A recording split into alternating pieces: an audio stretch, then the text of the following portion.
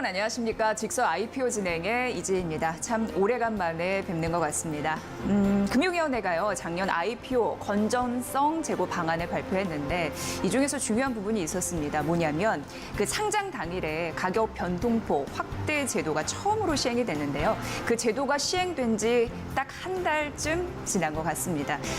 그런데 이게 중요한 거는 향후 공모주 투자에 있어서 그 열기를 뜨겁게 데울 수 있을 것인가. 그게 또 관건이지 않겠습니까? 그래서 오늘 이 시간은요. 제도 시행의 효과와 더불어서 하반기 IPO 전망까지 두루두루 여러분께 정보를 드리도록 하겠습니다. 자, 직설 IPO의 든든한 전문가이신데요. 최종경 흥국증권 연구위원과 오늘 이 시간도 꾸며드립니다. 위원님 어서 오세요. 네, 안녕하십니까? 네, 반갑습니다. 네. 너무나 오랜만에 좀 뵙는 것 같은데 잘 지내셨죠? 네, 잘 지내고 있었습니다. 네. IPO 시장이 그 상반기에 조금씩 또 살아나는 모습을 보이다가 예. 이제 하반기에 또 괜찮은 모습을 보이면서 또 이렇게 다시 인사드리게 돼서 너무 좋네요. 예. 네, 그러니까 상반기보다 하반기 조금 더 이제 풀리는 그런 흐름이 나타나고 있는데 위원님 이제 직설 IPO 다시 살려야 됩니다. 네. 화이팅해서 오늘 좋은 정보 주시면 좋을 것 같고요. 오늘은 이제 그 바뀐 가격 제한폭 그 제도 시행 이 부분에 대해서 말씀드릴 텐데 일단 시행이 되고 있지 않습니까? 딱 한 네. 달이 됐는데 이 제도가 어떤 건지 좀 소개를 부탁드리겠습니다. 네, 정확히 말씀드리면 작년 12월, 2022년 12월에 금융위에서 허수 청약 방지 등 IPO 건전성 제고 방안을 발표를 했습니다. 당시 여러 가지 내용이 있었는데요. 주요 골자는 세 가지였어요. 첫 번째는 사전 수요 조사를 허용을 해서 적정 공모가 밴드를 설정하겠다. 두 번째는 주관사의 책임 하에 주금 납입 능력을 확인하여 청약 배정하겠다. 세 번째가 오늘 말씀드리고 있는 상장 당일 가격 변동폭을 확대하여서 적정 분영 가격을 조기 형성을 도모하겠다는 내용입니다. 아마 시청자분들도 이 얘기를 많이 들으셨을 것 같아요. 기존의 제도와 바뀐 제도는 그 신규 상장주들이 그 상장 첫날 가격 제한 폭이 바뀐 데에 있습니다.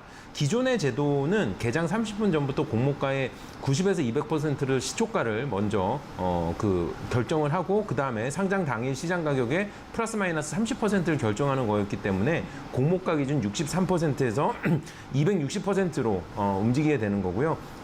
바뀐 제도는 그 시초가 결정 없이 그 공모가 기준 60%에서 400%까지 가격 제한 폭을 더 넓게 확대시킨 제도라고 생각해 주시면 될 것 같습니다.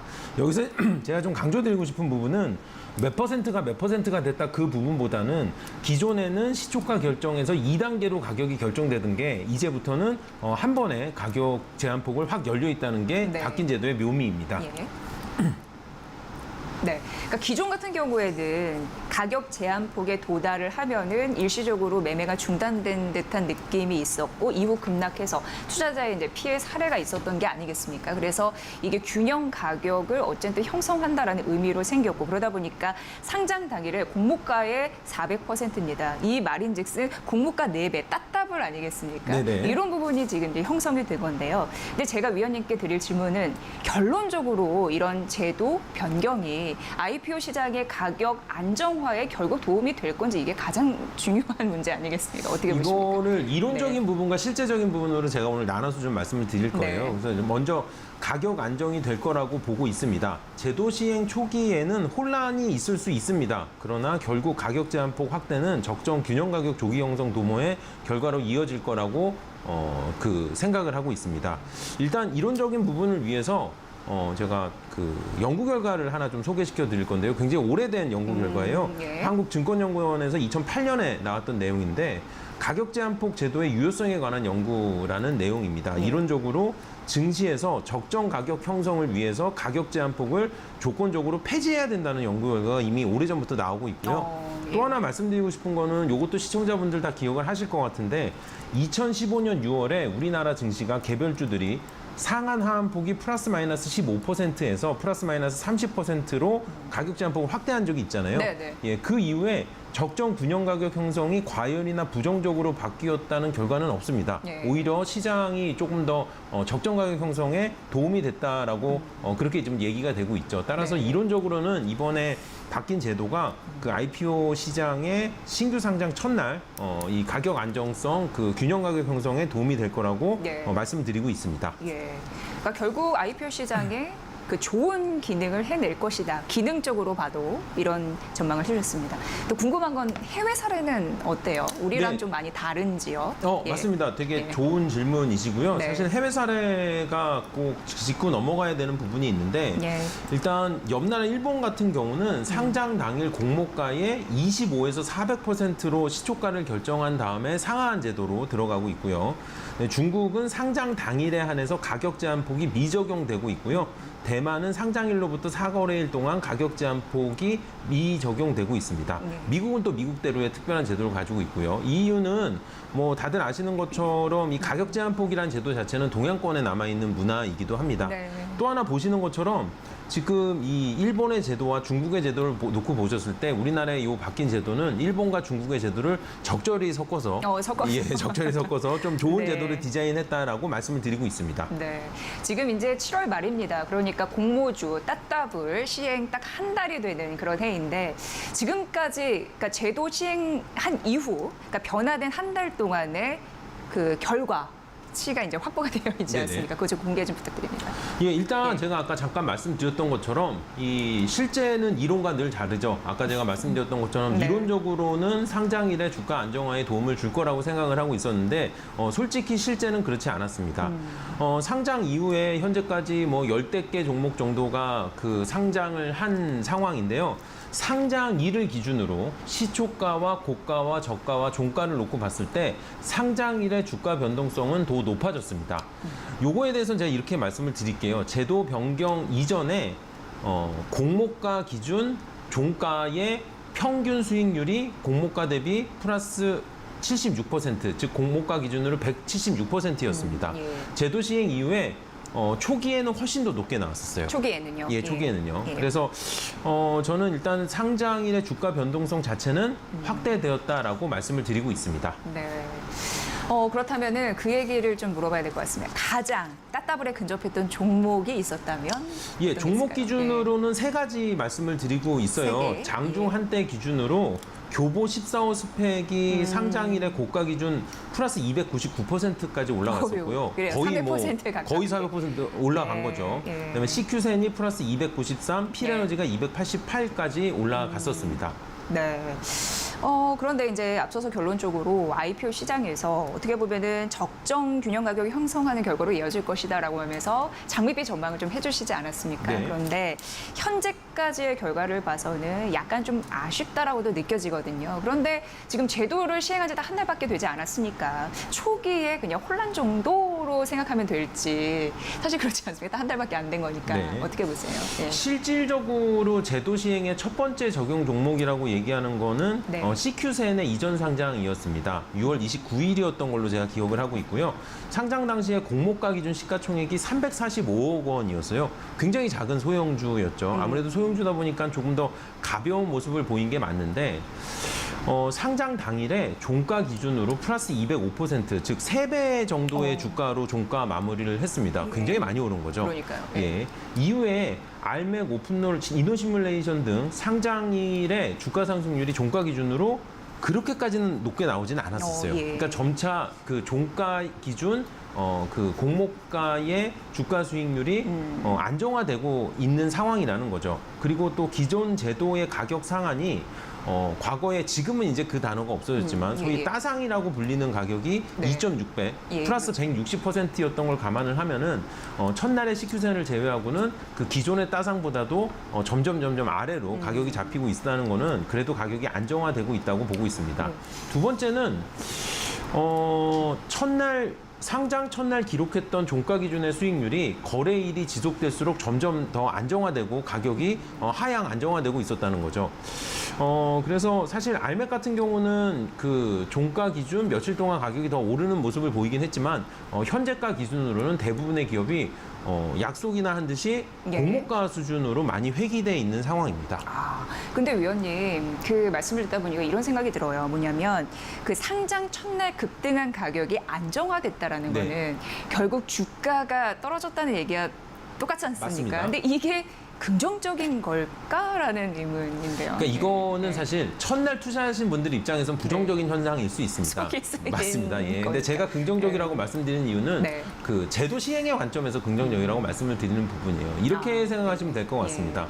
어떤 기업이 신규 상장을 해서 첫날 기록한 주가가 그 기업의 본질 가치로 기록을 한 건지 아니면은 지금 이 바뀐 제도의 새로운 시행에 따른 신장 기업 효과인지는 며칠 거래일이 지나보면 알게 되는 거죠. 네. 따라서 뭐 예를 들어서 말씀드렸던 것처럼 첫날 기록했던 종가보다 2거래일, 3거래일 주가가 더 오른다? 그거는 네. 기업 가치의 반영이라고 보는 거고요. 만약에 첫날 기록했던 종가보다 주가가 안정화된다? 이거는 새로운 제도 시행에 따른 신장 기업 효과라고 저는 보고 있습니다. 네. 그러니까 그 당일의 주가가 적정한 기업 가치가 반영됐는지 아니면 새롭게 개장한 그런 효과를 좀 얻은 건지 그걸 좀 가늠할 수 있는 잣대가 될 수 있겠다. 이런 식으로 좀 받아들여야 되네요. 예, 그렇게 좀 정리를 해보도록 하겠습니다. 자, 그런데 제도가 이제 시행되면은 좋은 부분도 있고 우려되는 부분도 있을 겁니다. 그렇다면 우리가 우려되는 부분을 좀 짚어볼까요, 의원님? 네, 제가 사실 오늘 방송에서 시청자분들께 이 얘기를 꼭 말씀드리고 싶어서 그래요. 가지고 왔어요. 예. 우려되는 부분 두 가지인데 가장 첫 번째 부분은 스펙 종목의 이상 가격 급등 현상입니다. 앞서서도 스펙이 크게 뛰었다고 말씀하지 않으셨습니까? 맞습니다. 예, 예. 그래서 스펙 같은 경우는 예. 비상장 기업의 인수합병을 목적으로 이제 서류상 회사가 예. 먼저 상장하는 그렇죠. 종목들이기 때문에 사실 스펙의 적정 가치는 보유하고 있는 현금 플러스 스펙의 스펙 프리미엄 정도라고 보시면 될 것 같아요. 제도 시행 이후에 상장한 스펙들을 보시면은 하나 29호 스펙, 교보 14호 스펙, DB 11호 스펙, SK 9호 스펙, 그리고 어저께 유한타 14호 스펙까지 꽤 많은 스펙들이 상장을 했습니다. 체크하실 부분은 스펙이 상장하고 나서 제도 시행 이후에 장중에 거의 4배 가까운 주가를 기록을 할 정도로 굉장히 변동성이 일반 종목보다 더 크게 나타나고 있는 부분입니다.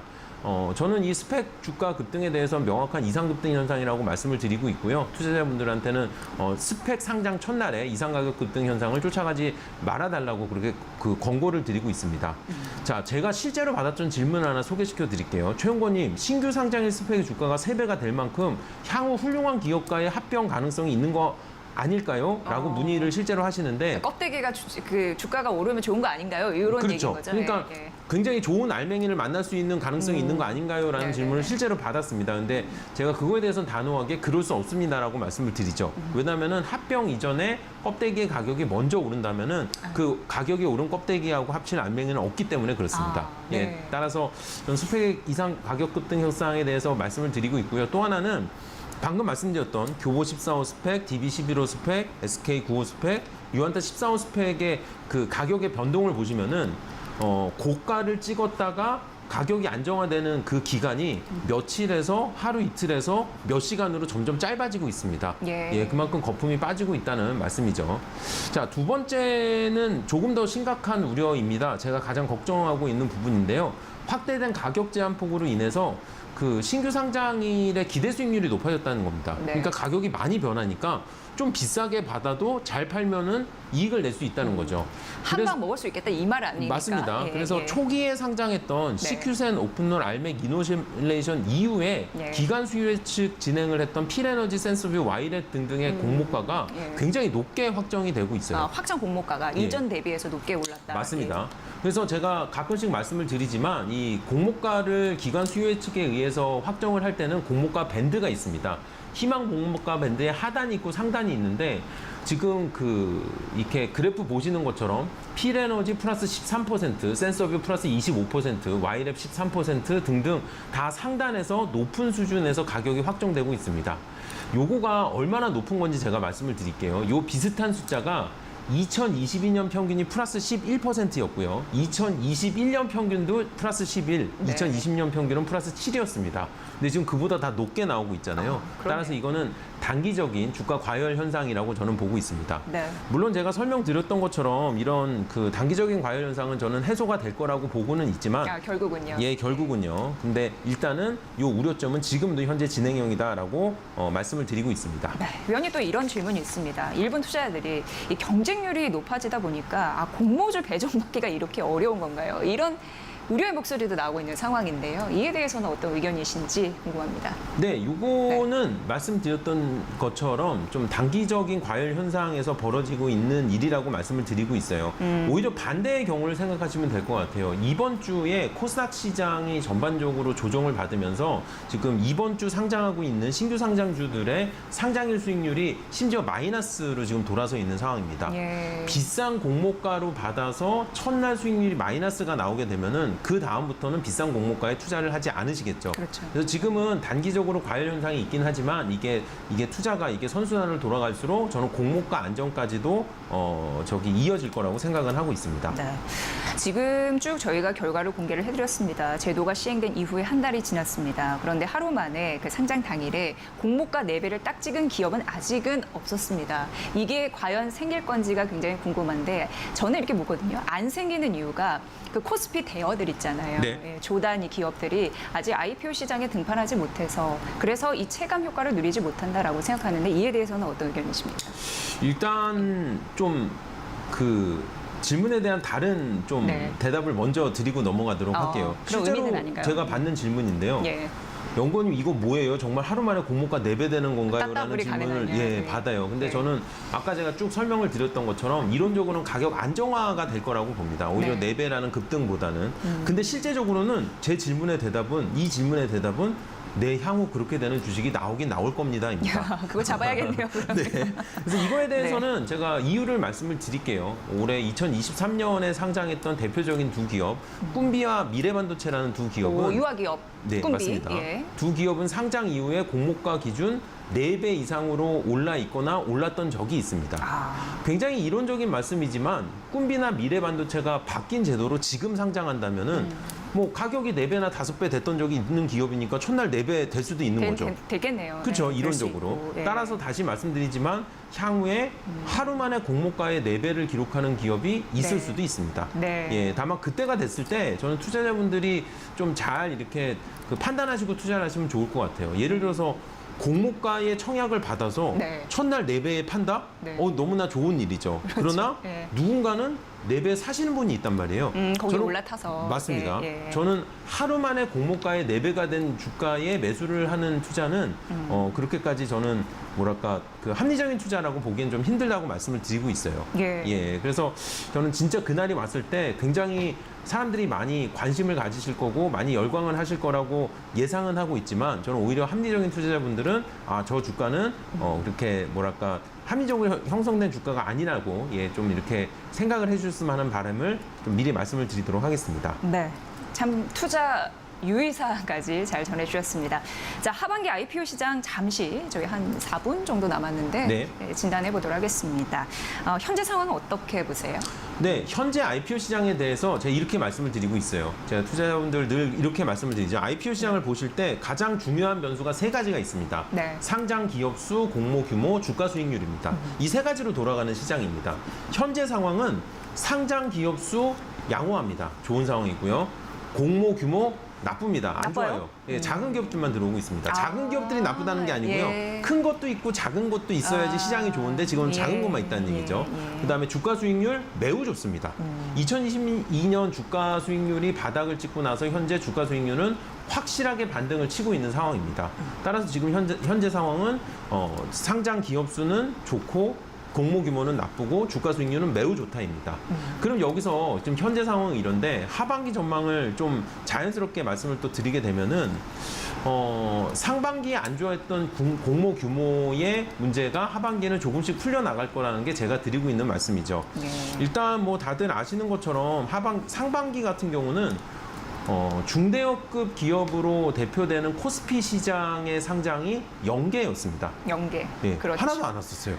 얼마나 힘들었습니까? 그래서 직서 IPO가 이렇게 쪼그라든 거 아닙니까? 맞습니다. 예. 근데 하반기 같은 경우는 당장 8월에 당장은 사이즈가 그렇게 크진 않지만 8월에 수요 예측을 앞두고 있는 넥스틸이라든지 네. 하반기에 상장을 앞두고 있는 에코프로 머티리얼즈나 두산 로보틱스나 그 서울 보증보험처럼 시가총액 기준 조원급의 기업들이 지금 기다리고 있는 상황입니다. 따라서 제가 이렇게 말씀을 드리고 있어요.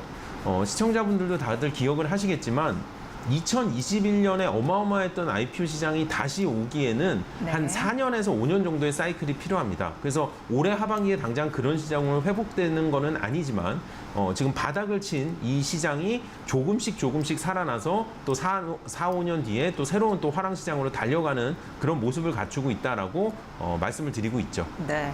그 체감상 V자 반등 좀 시원하게 언제쯤 오리라고 보세요? 그러니까 하반기는 약간 슬슬 이제 시동을 걸 것 같고요. 내년? 맞습니다. 되게 네. 좋은 말씀이고요. 저는 V자 반등보다는 U자 반등이라고 말씀을 드리고 있어요. 그러니까 하반기는 U자로 맞습니다. 가다가 하반기에 이제 U자 스무스하게 싹 올라가다가 네. 내년하고 후년이 급하게 반등하는 그런 모습을 보일 거고요. 네. 제가 늘 강조드리지만 주가 수익률은 조금 더 빨리 옵니다. 예, 따라서 지금은 U자의 바닥에서 조금 올라간다고 실망하지 마시고 일단 투자의 수익률은 먼저 오르기 때문에 네. 시장에 대한 관심이 많이 필요한 시점이라고 말씀드리고 있습니다. 네, 위원님 저희 직서 IPO의 그 본 목적은 조단위 기업을 대상으로 설문조사를 해서 희망 공모가가 적정한지 판단을 하는 거잖아요. 네. 올해 하반기 어떤 종목들 우리가 만나볼 수 있을까요? 일단 제가 잠깐 말씀드렸던 것처럼 당장 두산 로보틱스나 서울보증보험의 지금 상장이 기다리고 있는 상황입니다. 조단위라는 시가총액 조단위라는 말씀이 굉장히 키워드예요. 네. 왜냐면은 그렇죠. 올해 지금 코스닥에 상장 예정하고 있는 파도 이전까지는 단 한 개도 없었거든요. 그러니까요. 예, 그래서 참 저희 직설 IPO가 힘들었죠.